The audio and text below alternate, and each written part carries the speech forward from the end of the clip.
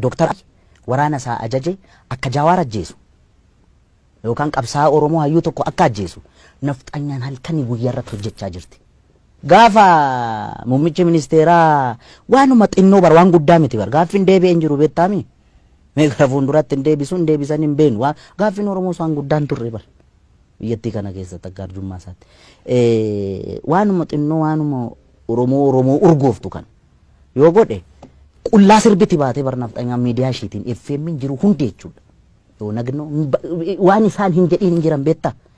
Gaafa immoo inni xiqqoodhuma saayikooloojii Oromootti wanta buutu kana yoo godhe yeetimmi walad tini balinji la Itoophiyaan jedhanii tela hin bubbisu beektaa. Maal dookumantariin irratti hojjechaa ooluu miti. Maal anjira gubbaatti yaa galaaneetiyyaa ette fardi siidaa hatan siidaa dabalee sini ette wanni ette erganu daangeessani barii turee bulbul farda badi hacaaluu farda wanni farda waan fardaa soktacha keessa waarke farda siidaa hataniidha farda siidaa hatani siidaa dabaleen soore erganu daangeessani barri turee bubbuleedha fardi siidaa dabalee sun farda mililikirra taa'ee kunoo amma suura ka'e san farda hatame beektaa eentati namicha nami hattu humnaan qotee bulaarraa fudhate beektaa ijoollee arsadi promotion ka jedhaman bolaa sadan tokko jira sisaay bulbula waggaa 8 dura sochii hamaa gaggeessaa turan kitaaba isaan barreessan irratti arge beekte siidaa dabaleen kun nama galaan farda isaa kaalchoo fi garbuu qallabaa ture gorroo jalatti Oromoon sangaa fardaa isaa maal godha beektaa guyyaatti yeroo lama dhiiqa beeke naannoo keenyatti farda goojeedhaaf lolaaf itti qophoofsitu kan leenji'amu garbuu nyaata gorroo jala hidhame namichi kun gaafa farda taphatu beekamaa ta'e odeensi qaba beektaa akka kitaaba sanarra jedhutti seenaani gorgisitu taabonni wayii hin baay'edhan as birbirsa gooroo kanatti nami kun maqaa qaba siidaa dabaleen kun namicha bira qaqqabe fakkaa namiliki bira odeeffannoo miliki bira waa maatiin haa taphatu jedhame inni farda isaa miicee maaloo jedhee bareechee galaan irraa sakaraa dhufe beektaa sakaraa dhufe goojiirra mul'atee na dhadha'u kana argee nugusni taa'ee argaa ture harkaa fuudhaa jedheen irraa bute beektaa waameetu farda akkasii kun mootiif malee nama teebula akka keetiif hin ta'u isa jedhanii nu abaaran sana jettaa mire jedheeni harkaa fuudhee siidaa dabaleen boo'aa deeme. Kanaaf gaafa amma farda kana laalu nanaara beektaa farda hatame farda nu jalaa hatame kanarra taa'anii hin qaanofneen nama qaanessiteedha. Inumaayyuu immoo suura kaa'anii cimaanii.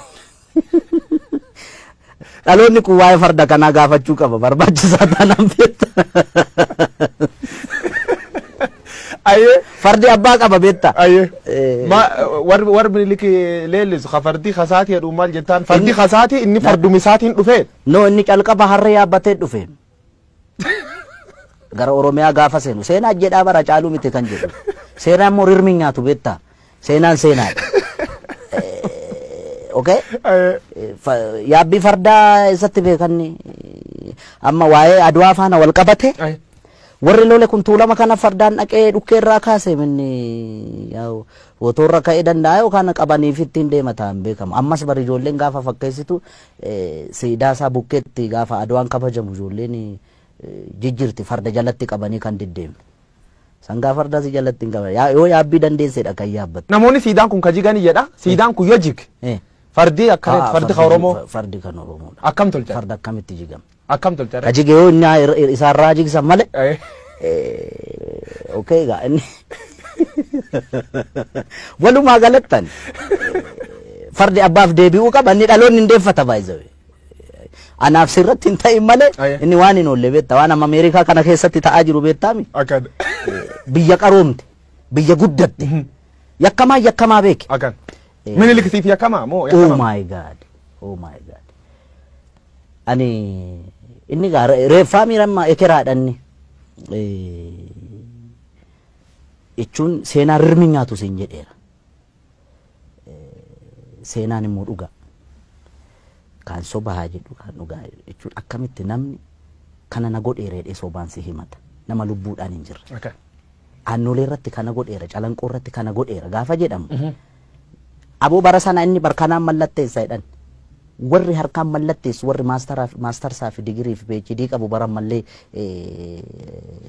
ulfajjeesaa jira beektami inni bar sanatti doofummaa sanaan harma yoo mure harka yoo mure maalimti nigaa doofaa waan ta'eef miti qotee bulaarra kan farda hatu kan farda saama walumaa galatti yakkamaa hamaa yakkamaa beeta mangisti keettee Oromoon lolti wanniin isa khasiidaan isa beeta mangisti kan palaasii mootummaa keettaa sun akkamitti ilaaltate maltee fi wanni sun rifadheeraan maaliif seete tokkoffaa ekeraa achi keessatti yaadannoo ekeraayyuu gochuun sirrii miti nama intini nayyaaddaaf wani maaliif seete warra achi keessatti suurri isaanii bocame hundi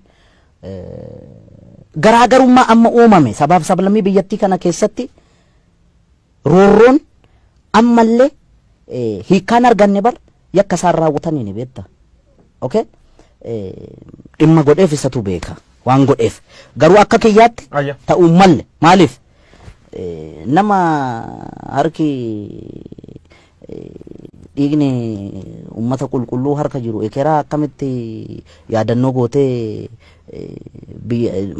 mana kee qarqara goota hin ta'u inni akka kiyyaatti gaa kun sii gale dhubirratti saatiin qabnu waan deemuu jirtu fariifachuu jirra namootni hedduun agammaa keessumaa warri sirnaaf xinyaa leellisan Atseen Minilik difend godhu namichi kunini nama Itoophiyaa holy war waraanni inni Oromoo irra godhu waraan qulqullootaa jedhanii warri yaadin jira kanaaf deebiin kemaa qaamni miidhame immoo holy revenge jechuu danda'a beektaa isaan sirrii miti an kannaan galle silaawoo isaan nabiyyii miti yookaan isaa Iyyesuusii miti namumaa miti ummanni yakki irratti raawwatame yakkamtoota jedhee malee